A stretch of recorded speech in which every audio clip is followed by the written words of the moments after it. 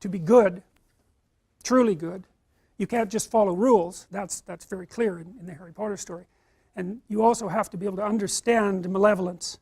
And in order to understand malevolence so that you can withstand it, you have to understand that part of you that's malevolent. Because if you don't, you're naive. And if you're naive, you're easy pickings. And so that's a Jungian idea too. And the Jungian idea is that part of personality development is to understand your shadow. And the shadow is those things about you that you do not want to admit to. And you can learn about your shadow by reading history. You know, you can read about Auschwitz.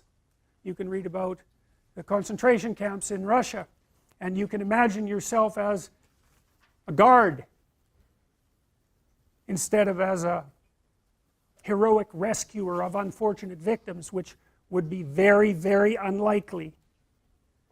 And once you can imagine yourself as a guard, which is a terrifying thing to do, then you understand something about yourself. And I actually think, and I think this is also from studying Jung, that you cannot have proper respect for yourself until you know that you're a monster. Because you won't act carefully enough. You know, if you think, well, I'm a nice person, I'd never do anyone any harm, it's like, you're no saint. You can be sure of that.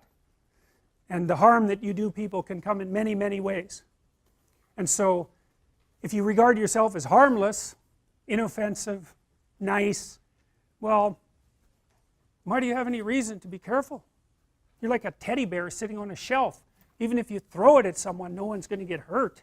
But that isn't what you're like, because you're a human being, and human beings are some vicious creatures.